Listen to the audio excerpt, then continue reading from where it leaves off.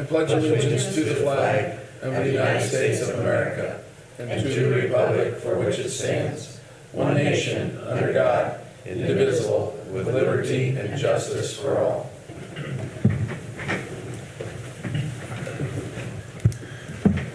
All right, thank you, Jeff. The minutes reflect everybody's here tonight.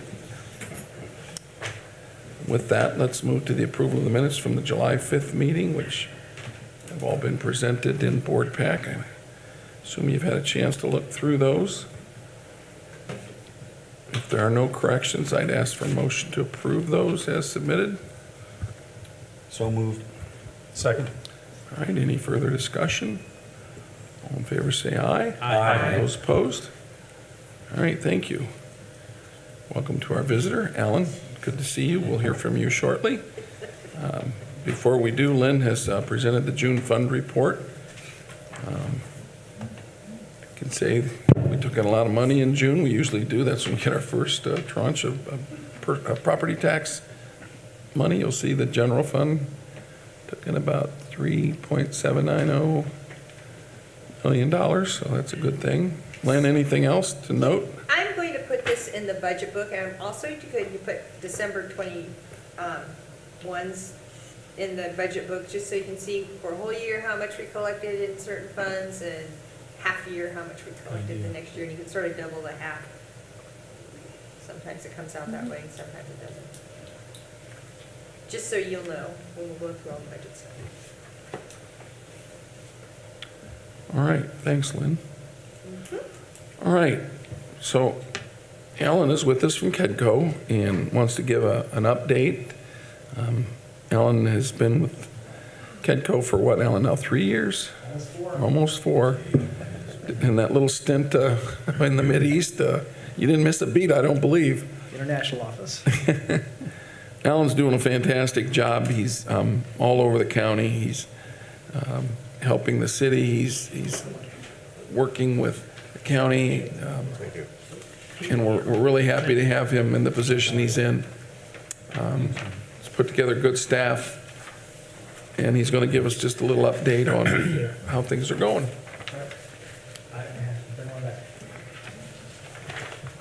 Here, I'll share with Cindy. Nope. I'll share with Scott. We're good. We're good. All right. Mayor, thank you for filling the time there for me for a minute so I could pass out the quad charts.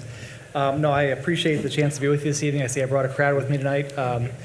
But important to share maybe ongoing updates. I know I was here after the second or the first quarter sharing some things we're working on going into second quarter, but here's a mid-year update of some of the things we're focused on, just a snapshot.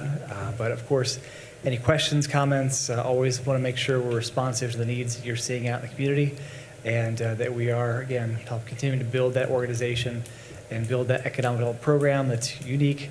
The community helps really build on the assets we have, the people we have to work with, and help to move us forward. So starting top left and then moving clockwise, just a couple of reminders from our 2022 work plan.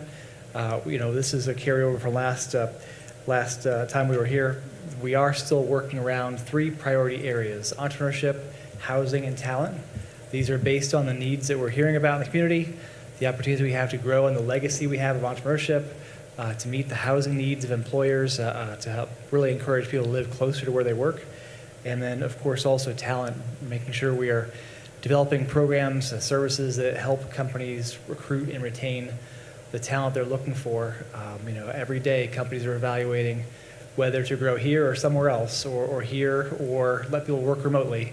And so the more we can, I think, build the amenities we have to offer, build the services we have to help tell our story, again, hopefully the more successful they'll be. And again, that just helps us keep building our momentum. And end of the day, how we're doing that is also leads to the mention here about the READY project. So we do have access to the state of Indiana, the READY grant that came to our 11-county region. That's for transformative quality of life projects that are going to help really change the narrative of what our community is known for. And then ultimately, these are all challenges throughout our region, throughout the state, throughout the Midwest. So how are we going to become known for our spin on it, what we're doing around talent and housing and entrepreneurship, to make sure, again, that people know what we're doing. are part of what we're doing and that we're responding to the opportunities we see from companies in the area. And so within KEDCO operations, going to top right, a couple things we're working on. We are adding project management capacity. So what does that mean? It means 1.5 FTEs coming on board to help us continue to build our team. There are 10 of us currently, including the full-time and part-time team members. So we know there's plenty of work here and there's plenty of opportunity ahead of us. Don't want to miss that just because we, limited to my skill sets or the time that our existing team has available. So we are taking that a step further of even looking at how we can redeploy existing team members. So for example, Scott Wursler here, he's our point of contact part-time for the orthopedic sector. He owned his own business, sold it to Wishbone Medical, so knows a little bit about that world, and now he is going to be our point of contact for entrepreneurs as well. Again, he's walked in those shoes as an entrepreneur, and we're partnering with a couple of regional entities, lots of fun with acronyms. SCORE, the Society of Retired Executives. Tim Meyer from Redevelopment Commission chairs up the local chapter. And then the two other entities here are through the Northeast Indiana Innovation Center, free business coaching and counseling that's available. But again, helping with them working with us, creating a front door for entrepreneurs, and then knowing that once we have people that want to start and grow companies, they can work with Scott as their go-to person. And all of this within our operational model helps us, I think, really develop what I'm calling our KEDCO way of how do we do customer service. What can people rely on as far as working with us, our community? And at the end of the day, the people choose to want to start and grow companies here because of the service we offer. So questions on the top half of the quad chart, or I'll keep going. All right. So last 90 days, I reported last time we were together, we were preparing to launch our MedTech Accelerator Studio. I'm pleased to share that we are launching that studio. This week we have our first workshop, partnering with a group out of Indianapolis called Next Studios.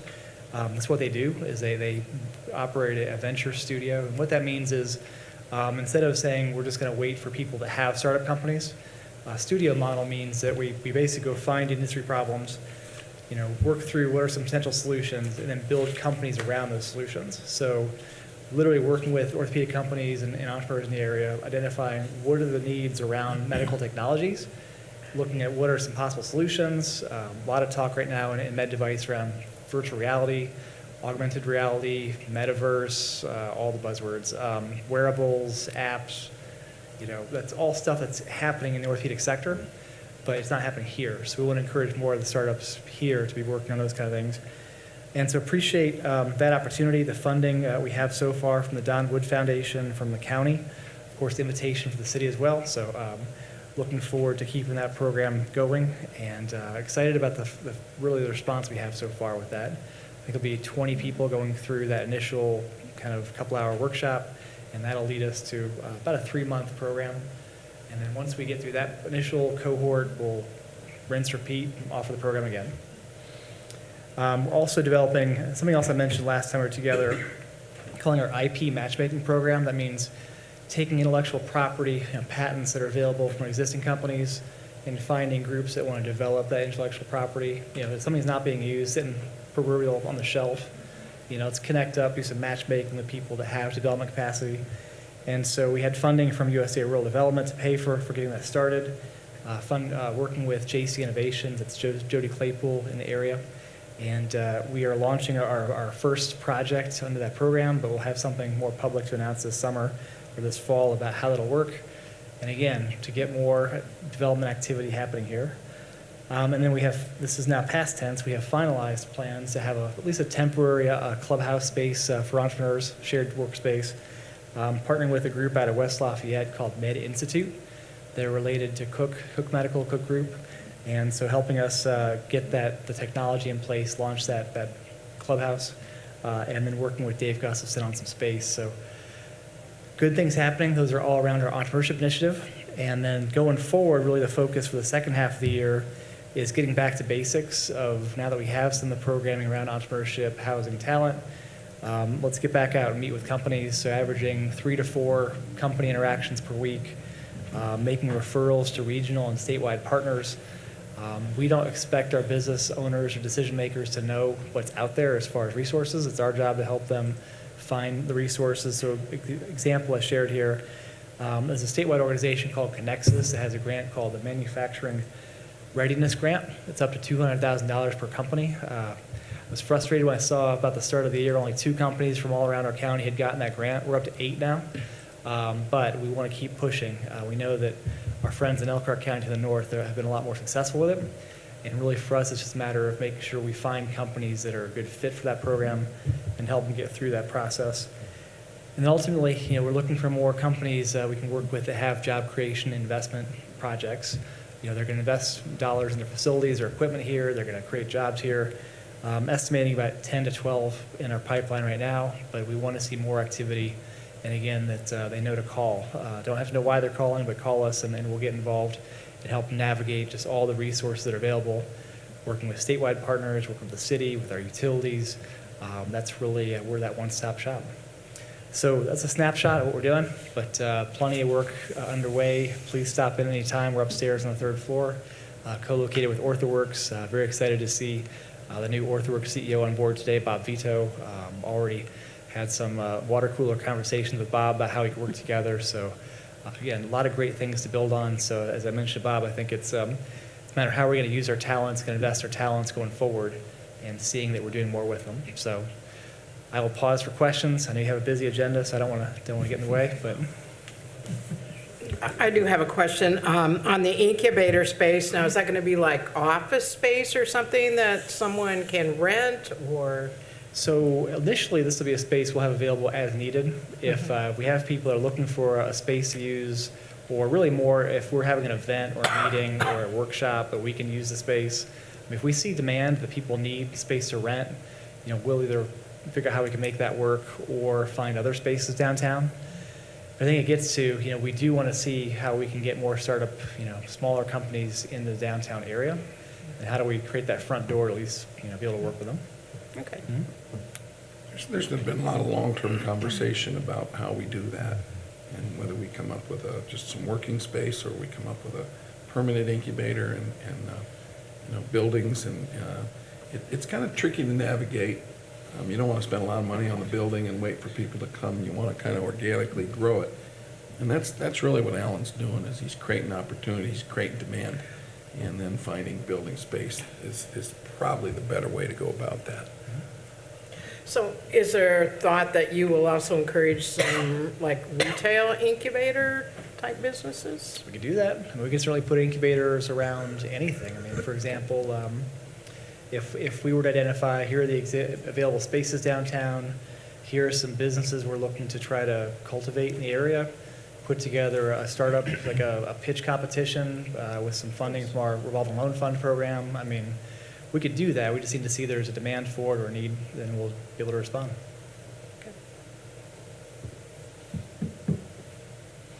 Others? A lot of info.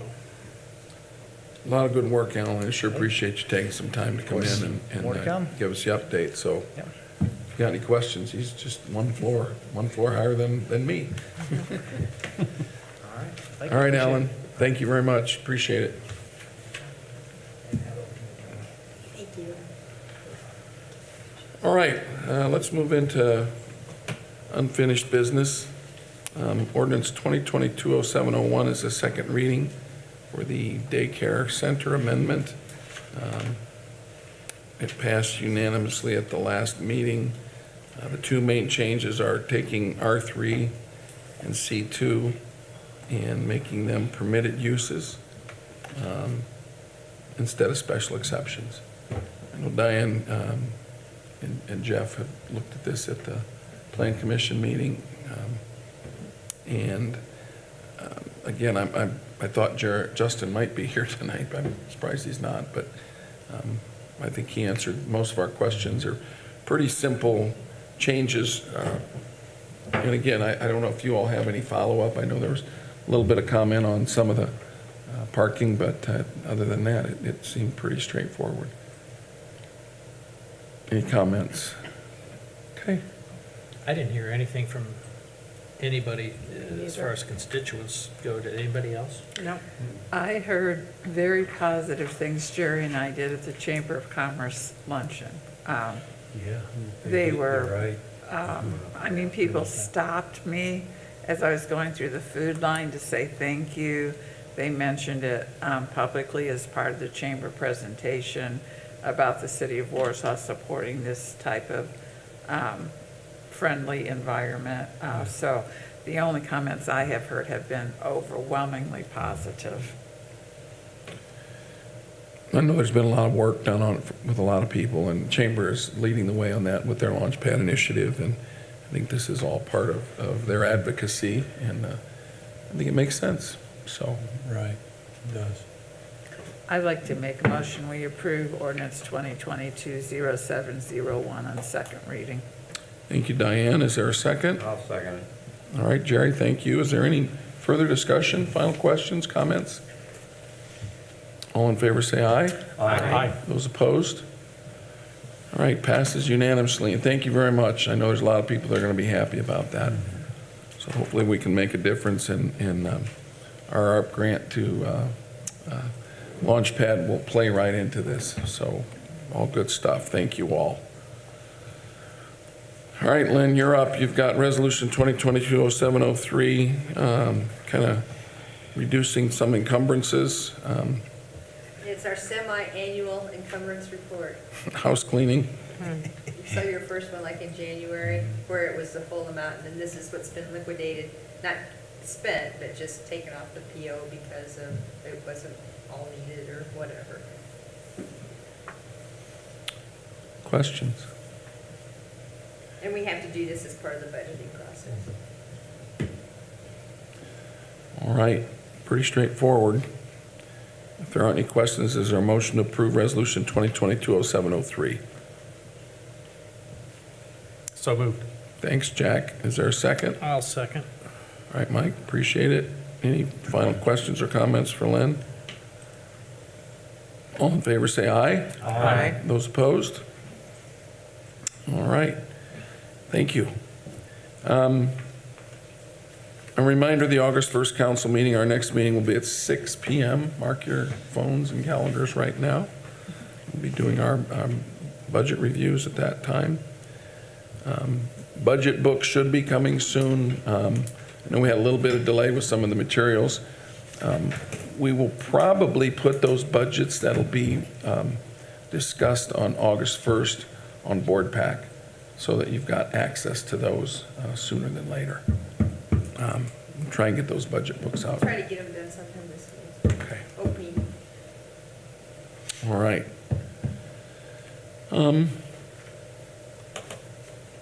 Scott, you want to talk a little bit about the redistricting ordinance and what's happened at the county level? And the ball is back in our court, not tonight, but more than likely at our next meeting. Yeah, so Ann Torpy and county commissioners were very gracious in moving forward timely and quickly in establishing some new precincts. The precincts that they've established will enable the proposed ordinance, redistricting ordinance that we sent them a couple months ago with our unanimous approval of how we intended to redistrict the council. They went ahead and moved forward with creating the new precincts so that we don't have to cross any boundary lines, which enables us to move forward with passing a redistricting ordinance. And I think we're probably going to get that done in the next meeting or two. We need to get it done in August to meet the timelines that to help the county and get everything moving forward. And I know it's been discussed quite a bit amongst you all. I know you're ready to move forward with it. So I've got a draft that I presented to Mr. Wilhite and to the mayor, and they're going to review that. And we just got a little bit more work to look at the actual precincts, make sure the lines conform and label everything how we want it to be labeled, make sure the color coding's correct. But we're very appreciative that the county was so kind and cooperative and moved forward with their establishing new precinct lines to help us with our proposed redistricting. So I think it'll be a really seamless process moving forward. So it'll require two readings, of course, as an ordinance, and I do believe there's public hearing involved. So Yes. more than likely, we'll get that all done in August. Thank Jack and everyone else that got involved in that. I think we did a really good job. Did a great, Mary from GIS coordinator was really helpful. Did the best we could, tried to peer into the future a little bit with the growth we're projecting now, and I think we did a good job, and I'm appreciative that county agreed and decided to put their precincts where we wanted them. So, any other comments, Jack, anybody? No, just a little bit of cleanup as far as getting our ordinance. Yeah, we've got we the have to draft label them. prepared. We just have to match up the precinct numbers with, just to make sure that our numbers that are going into the ordinance are correct with what's Yeah. on the map, and the color coding is correct with what's on the map, but the framework's done, so it's just matching up which specific precincts are in, say, Council District 1, Council District 2. Then we just need to make sure that we're accurate when we compare that and put that in our ordinance to what was the new precincts that were created at the county level. And they will be what we had worked out in our work session. It's just a matter of how did they label the ones that we wanted in those districts, and make sure that those names get placed right on this ordinance, so. So refreshing my memory, once we complete it and pass it, then it goes to the state for approval, is that correct? Yeah, so we present this ordinance to the circuit court clerk, Okay, the county circuit court clerk, who gathers that along with the county material, and it all gets forwarded to the state to make sure it complies with the Indiana statute, and that the census information is correct, and those kind of things, and then it'll get final approval. But yeah, we're in really good shape. It's needs to be done by December 31st, but with the county moving forward as quickly as they have, and there's no reason for us not to move forward in August and get it all sent down. and then does it actually go into effect January 1st, 2023? I believe so. Okay, Yeah, and not until then, because they still have an election that they're right. And using we have to the finish current November. precincts. Okay. So when people go to vote, then in 2023, they'll be voting with their new districts. Yes. Like the primary will reflect the new districts. Correct. Okay. So with that and the budgets, we got busy August. So, all right. Anything else? If not, He's gonna bang it. is there a motion to adjourn? Jerry? Jack? Second. If you got a second, I'll second. All right, thank you all.